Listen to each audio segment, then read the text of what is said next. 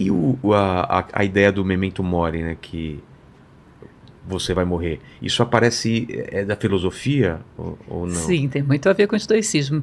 Tem? Marco Aurélio dizia que você deve viver como se hoje fosse o último dia da sua vida. Ou seja, se eu soubesse que hoje E aí? é o meu último dia, o que eu estaria fazendo? Eu teria que ter a possibilidade de dizer, estaria aqui conversando com você. Porque cada ato meu é bem pensado. Se eu tenho vontade de sair correndo para outro lugar, é porque eu estava no lugar errado. Eu deveria ter essa possibilidade de dizer, bom, se meu dia terminasse hoje, eu estaria aqui fazendo o que eu estou fazendo. A mesma coisa. Eu me recordo de um filme antigo que teve o primeiro Titanic, não sei se você chegou a assistir esse filme. O primeiro? Que foi filmado na década de 50. Não, eu vi o Destino do Poseidon, que é outro naufrágio. Teve um Titanic mais recente aí agora com Leonardo DiCaprio. Isso eu vi. Mas o anterior, que é um filme mais antigo, acho que da década de 50, ele mostrava que a orquestra que tocava no Titanic, eles escolheram ficar até o final tocando. Ou seja, se era para morrer... também, né? Também. Se era para morrer, eles tinham que morrer fazendo aquilo que eles faziam melhor e embelezando os últimos momentos da vida das pessoas que estavam ali, né? Essa é a ideia. Lembra-te de que vai morrer, de tal maneira que você possa estar. Se a morte vier agora, eu estou fazendo o melhor que eu posso fazer para poder embelezar o mundo, para embelezar a vida das pessoas que estão à minha volta. Exato. E tem também aquela história dos caras que voltavam das guerras no Império Romano e tinha um cara no ouvido dele. Dizendo, lembra-te de que vai morrer, é. sim. Isso também com César, né? Acho que ele trazia alguém ao seu lado quando ele entrava na cidade vitorioso. E tinha aquela celebração, a imagem dele. Alguém do lado dizendo a ele, lembra-te que vai morrer. Por quê? Para que ele não caia numa ilusão de que ele é grande demais, de que ele é eterno, ou seja, que não caia no delírio de grandeza que é impróprio do ser humano. A híbris, né, que se falava na Grécia. Híbris? Delírio de se achar bom demais, grande demais. É a vaidade dos homens de se acharem deuses. A filosofia, ela muda como no decorrer do tempo, né? Império na Grécia, em Roma e mais para frente. O que você acha que vai mudando em relação aos pensamentos? Bom, a gente tem uma quebra muito grande da Antiguidade para a Idade Média. O fato de que na Antiguidade a filosofia ela era exercida muito como arte de viver. Se você pegar os livros de filosofia que nos restaram da Antiguidade, todos eles são o manual do bom viver, apoiados em máximas morais. Todos eles estão muito voltados sobre a vida humana, de uma maneira, em geral, bastante prática. Agora, quando você entra na Idade Média, necessariamente, ou a filosofia se cala, ou ela é absorvida pela teologia. Então, ela fica fundamentando uma determinada doutrina religiosa, cristã, de uma certa maneira, embasando isso na vida. Depois, quando nós voltamos à Idade Moderna, contemporânea, a filosofia se tornou bastante conceitual. Ela já não é mais tão prática. Ela defende conceitualização de coisas e, enfim, ideias meramente. Ela não desce muito no plano concreto. O que a gente procura fazer em Nova Acrópole é exatamente retomar essa filosofia da maneira como ela era no período clássico. Voltada, todo conhecimento, todo pensamento voltado a ter alguma utilidade prática dentro da vida do homem. Só é útil o conhecimento que nos torna melhores. É uma frase que é atribuída a Sócrates. E o Sócrates não deixou nada escrito? Nada. Por quê? Olha, há quem diga que ele nem sequer sabia escrever. Ele era um homem do povo, né? Era um homem bastante simples. Há quem diga que Sócrates sequer conhecia a escrita. Não sei se isso é veraz ou não. Mas o fato é que ele era um homem bastante simples, diferente de Platão, que tinha uma origem nobre. Sócrates era um homem do povo. Entendi. Quem que foi morto? Bebendo cicuta, Sócrates. E por quê? Diz que ele desvirtuava a juventude. Com esses ensinamentos? Com esses ensinamentos, que ofendia os deuses e desvirtuava a juventude. Imagine você que na época de Sócrates era a época dos sofistas. E os sofistas eram aqueles que falavam sobre qualquer coisa pagos pelos tiranos de Atenas. Ou seja, você faz um discurso defendendo uma ideia de um tirano. E aí o que os jovens faziam? Iam para o Sócrates para ver se ele confirmava ou não aquilo, porque Sócrates não se vendia. Então ele falava aquilo que lhe parecia justo, nobre e bom. Acabava que ele contestava o pensamento dos sofistas todos, embora não tivesse essa intenção, né? Ele acabava derrubando o argumento de todos os sofistas. E isso era tremendamente inconveniente. Um homem comprometido apenas com a verdade é bastante inconveniente no mundo onde você quer manipular. E foi dada a oportunidade dele sobreviver se ele dissesse que tudo que ele falava era mentira, não foi? Com certeza. E ele morreu... Ele diz que seria incoerente da parte dele morrer fugindo à justiça se ele tinha ensinado a vida inteira as pessoas a obedecerem à justiça. Se a justiça dos homens estava errada, era problema deles, mas ele não negaria a justiça. Ele era uma pessoa bastante coerente e, bom, um ser humano ímpar, né? Exato. Você falou dos sofistas. O sofismo tem a ver com os sofistas que a gente escuta hoje em dia? Um sofismo, sofistas... Sofismas são as formas de pensamento dos sofistas, né? Que era, digamos assim, uma manipulação de um argumento para poder chegar a um determinado resultado pré-estabelecido. Eles faziam conexões erradas para dar Isso, é como se você tivesse silogismos perfeitos. Exato. Dentro de um raciocínio correto. Eles distorciam os silogismos. Normalmente se usa isso em picos emocionais, né? Como existe uma antípoda entre mente e emoções, quando uma pessoa está muito emocionada, ela pensa pouco.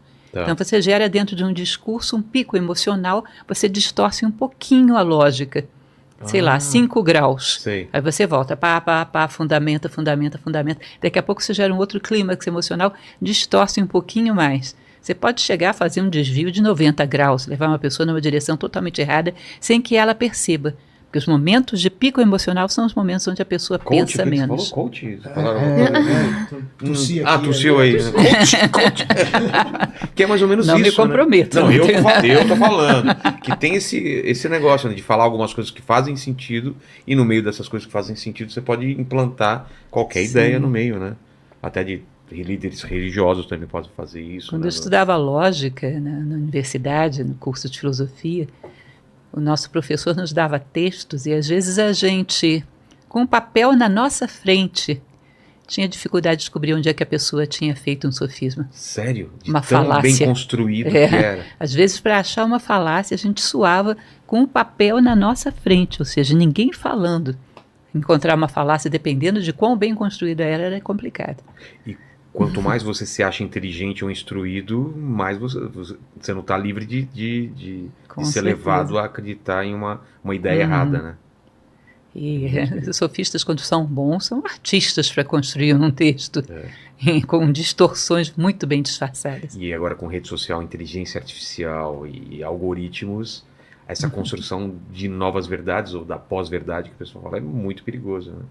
E, em geral, você vai ver que esses discursos são permeados de euforias, né? Geram esses momentos de euforia que zeram a lógica. Como você vê, né? Às vezes de um retorno a um tempo que não existe mais, de uma saudade, de um saudosismo, e a partir disso você constrói preconceitos e tudo mais, né? Meu professor de lógica, ele costumava dizer que quem mente bem não mente sempre. Exato. Ele mistura generosas doses de verdade com mentiras bem colocadas, bem disfarçadas. Sempre... Ninguém vai acreditar. Claro. Exato. Então você fundamenta de uma maneira que conquista a confiança das pessoas. Quando você tem essa conquista, uma pequena distorcidazinha. Perfeito. Ô Lene, sem distorcer aí, manda a pergunta.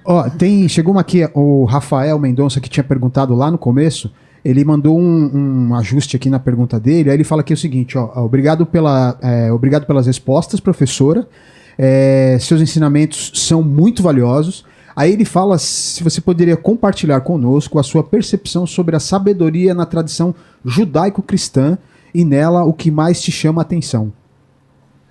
Sabedoria judaico-cristã. Bom, eu estudei durante uma época da minha vida a Cabala. Hoje eu tenho um certo cuidado com esse tipo de ensinamento, porque está muito na moda e existe muita distorção. Até tinha falado aqui antes, né, que tem a Cabala hermética, né? Já ouviu também falar, né? Sim. O que é a Cabala? A Cabala era um conhecimento que procurava buscar o simbólico, o esoterismo que está por trás do Pentateuco ou Torá, né? Ou seja, até a forma das letras é estudada para se tirar dali um conhecimento simbólico, um conhecimento que estaria oculto à primeira vista. Certo. Né? Então, eles dizem, por exemplo, que a Torá está toda resumida nas 3 primeiras palavras, Bereshit, Bara, Elohim. Ou seja, e no início era o verbo. Então, vai de diversas maneiras mostrando mensagens que estão ocultas dentro dos testamentos. tá? Que é o Pentateuco, né? Gênesis, Êxodo, Levítico, Números e Deuteronômio. E houve uma época que eu estudei bastante isso e achava bastante interessante. Agora, muita possibilidade de pessoas que não entendem criar muita mistificação em cima disso. Hoje está na moda a cabala, então eu acabei me tornando um pouco prudente em relação a isso. Mas foi a área onde eu mais me aprofundei dentro desse conhecimento judaico-cristão. Entendi. Foi para Israel já ou não? Já fui a Israel. E aí, o que você encontrou lá? Qual foi tua percepção? Eu fiz essa viagem esse ano, então eu estou bem impactado ainda. Né? Eu não fui a lugares santos, coisas desse tipo. Eu fui não? A trabalho, na verdade. Havia tá. uma conferência em Tel Aviv e nós fomos para isso. Me assustou um pouco quanto a sociedade vive numa tensão de estar sendo atacada a qualquer momento. Estão em guerra, né? Pois é, como se vivesse num estado realmente de guerra constante. Vi jovens, muito jovens mesmo, com armas penduradas nas costas, meninos, meninas. Tem uma tensão muito grande. Você passeia num calçadão, um monte de bunkers para você entrar lá. Jatos, né? Ou seja, parece que você está num campo de batalha que tudo pode ir pelos ares a qualquer momento. É bem tenso, eu achei. Eu me senti seguro, mas tem esse clima que você começa a pensar muito, tem esse clima de tensão mesmo. E que mais, Leni? Tem uma do Teosofia Hoje. Ele perguntou o seguinte: como criar um ambiente propício para que nossos filhos cresçam como seres conscientes e buscadores da sabedoria? Sua jornada na filosofia e na teosofia teve um impacto significativo em minha vida. Obrigado. Aí ele manda aqui que é o Valier, mas o nome do perfil aqui é o Teosofia Hoje. É importante ressaltar que eu nunca fui teósofa. Tá? Existem algumas similaridades, porque nós gostamos de Helena Blavatsky, gostamos de alguns pensadores que são estudados na teosofia, mas eu nunca fui adepta da teosofia. Mas, de qualquer maneira, eu acho que o melhor exemplo que podemos dar aos nossos filhos é sermos os melhores seres humanos que lograrmos ser, porque eles se espelham muito em nós. Se num determinado momento, quando eles passam para a adolescência, não encontram mais em nós algo que admirar, vão procurar esse referencial heróico dentro da sociedade. E, às vezes vão achar nas piores coisas possíveis, né? Naqueles que desafiam o esquema de uma maneira criminosa, por exemplo, porque são corajosos. Enfim, a melhor coisa que podemos fazer pelos nossos filhos é sermos mais humanos. Dar a eles motivos para nos admirarem, tá? Porque aí terão uma referência que terá um peso específico muito maior do que as outras que eles recebem na sociedade. Um pai e uma mãe da qual eles se orgulhem, né? Que sejam humanamente sólidos, admiráveis, porque a gente não pode evitar que eles tenham contato com todo tipo de problemas do mundo, mas se eles têm um bom referencial, isso é um elemento que tem muito peso. Tem um vídeo seu que fala dos dias da semana, o significado dos dias da semana. Sim, existe até isso. O que é esse vídeo que trazem esperança, o significado dos dias? Tem um significado dos dias? Eu procurei ir em várias tradições o nome que tinha os dias da semana, os deuses que eram inspirados e o que significava isso, para tentar pegar um espírito de cada dia da semana. Monday, né? O dia da lua, o Exato. dia do sol. E o que você encontrou de meio padrão em todos? Em geral, todos eles dizendo para você renovar suas esperanças, que aquele dia traria alguma coisa de peculiar, de único, ou seja, todo dia uma nova esperança. Todos os dias te trazem uma oportunidade nova de crescer, de enfrentar a vida de uma forma positiva. E tem algum dia que... Por que escolheram? Alguns escolhem um dia para começar a semana e outros em outro.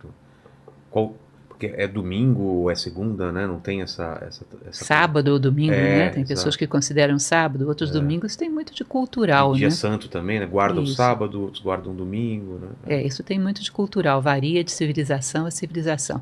Mas, em geral, a ideia é que cada dia traga uma possibilidade como se fosse uma folha em branco, para você recomeçar a escrever a sua vida. Não te dá um pouco de tristeza as pessoas que ficam odiando a segunda e esperando pela sexta? Fala, que vida é essa que a pessoa vive só 2 dias por semana e os outros são um inferno para ela passar? Você imagina se fosse uma pessoa que só tivesse uma semana de vida pela frente. Como seriam esses dias, se não seriam todos maravilhosos? Exato. Isso, é bonito pensar por isso, né? Mas talvez a pessoa esteja tratando o trabalho dela de maneira errada também, né? Porque tem essa, segunda a sexta é o dia que eu trabalho e sábado e domingo é o dia que eu vou meter o pé na jaca, né? E é terrível porque essa forma tensa de passar o tempo, essa forma de estar entediado sempre daquilo que está fazendo, ele leva para o final de semana também, porque cria um hábito de vida. Exato. Às vezes a pessoa que ficou o ano inteiro esperando as férias, quando vai para as férias, acha as férias um inferno. E fica tão cansado que passa meses para descansar das férias.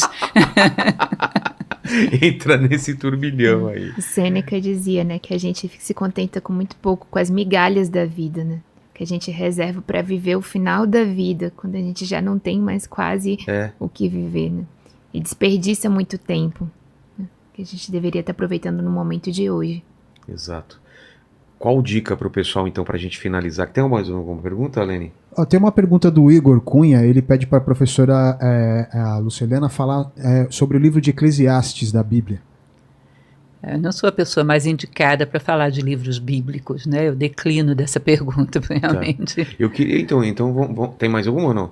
Eu ia falar, assim, dicas de vocês de como encontrar felicidade na vida ou como aproveitar a vida, né? A gente falou das migalhas da vida, de não nos satisfazermos só com as migalhas ou esperar muito tempo. Falar, quando eu me aposentar, o que fazer para a gente tornar uma vida melhor, uma vida mais agradável, mais feliz?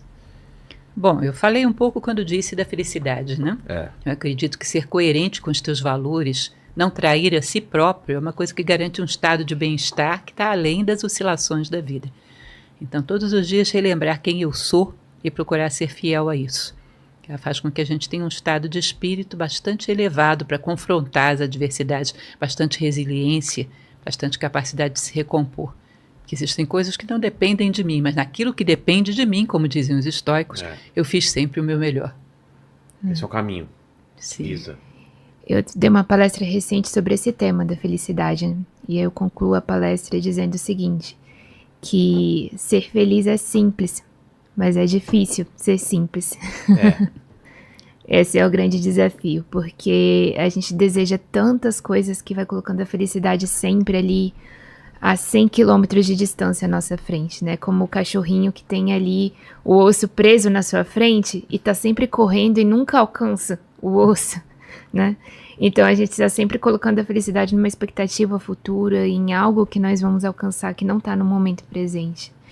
E se a gente tornasse a nossa vida um pouco mais simples, se contentando com as coisas pequenas da vida mesmo, a gente encontraria, talvez aí se surpreenderia com a felicidade que a gente encontraria nessas coisas simples. Perfeito. Obrigado demais às duas por esse papo fantástico.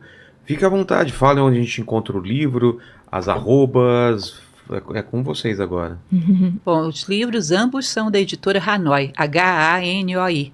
Então, para aqueles que desejam, além das livrarias, vocês podem encontrar no site da Hanoi ou na Amazon, também tem todos os dois. Recomendo fortemente para aqueles que têm filhos, gostariam de colocar um pouco de filosofia na vida das crianças. Além disso, seria interessante falar do nosso canal no YouTube, para aqueles que ainda não conhecem, né? Canal da Nova Acrópole no YouTube. Também convidá-los para conhecer as nossas sedes. Nós temos mais de 100 sedes de Nova Acrópole no Brasil. Basta que você entre no nosso site, o www.acropole.org.br. Lá você vai encontrar endereços de sedes em todo o Brasil. Vá lá assistir uma palestra, vá lá conhecer o nosso trabalho.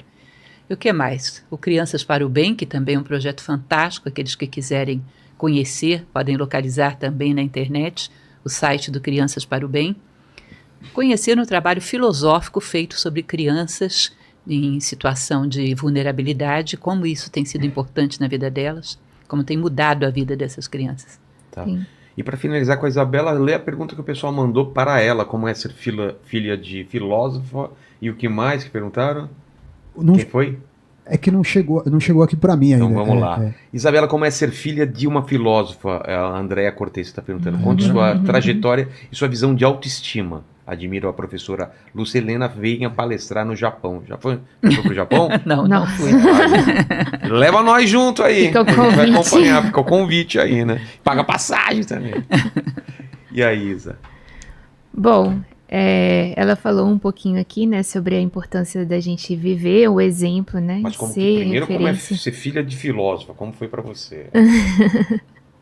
Bom, para mim foi sempre uma inspiração, né? Eu vejo minha mãe não só como uma filósofa, mas como uma grande mãe também, né? E um exemplo de dedicação e de tudo que ela faz não pensando nela, ela nunca pensa só nela, ela sempre tá pensando no todo, como é que ela pode contribuir, como ela pode ajudar. E esse exemplo de generosidade, que eu acho que ela mais me ensinou, eu tento seguir 1% que seja na minha vida. E isso me inspira bastante. Então, eu acredito que é um bom conselho para todos que têm filhos, né? Que tentem viver isso nas suas vidas, que com certeza vai ser um grande exemplo para os seus filhos. Talvez tudo que eles precisem seja esse exemplo, seja essa referência. E eu vejo ela como isso, como uma grande referência para mim, um ser humano, né? Não é uma sábia, um guru, né? Que não é nem um sobe guru. Monte e tá sua mãe flutuando. Não, nada disso. Mãe, qual é o sentido da vida? Também não falamos de filosofia de manhã, tarde à noite, só não. fala sobre isso. Me passa manteiga. Mas e Sócrates? O que ele falaria sobre essa manteiga? Ia ser muito chato. Eu tô bonita hoje. O que é a beleza, né? Exatamente. O que é beleza pra você? Não. Mas eu pergunto de autoestima aqui, qual é a sua visão sobre autoestima? Porque você fala sobre isso? Não necessariamente, mas, bom, o que eu posso falar sobre autoestima é que à medida que você encontra-se mais com o que você de fato é, né, se conhece mais, se encontra mais com você mesmo, a sua autoestima automaticamente vai melhorar a partir daí, né, porque você vai encontrar com aquilo que você tem mais de valioso em você. Né? Quando a gente foca muito fora e se compara com as coisas fora, a gente tende a ter baixa estima, porque sempre vai ter uma infinidade, tanto para cima quanto para baixo. De comparação. Mas quando você se compara só com você mesmo, quer dizer, hoje eu sou 1% melhor do que eu fui ontem. É uma corrida só você contra você. É você com você mesmo. Então você vai se sentindo cada vez melhor com você mesmo. Acho que essa é a chave, né? Da autoestima.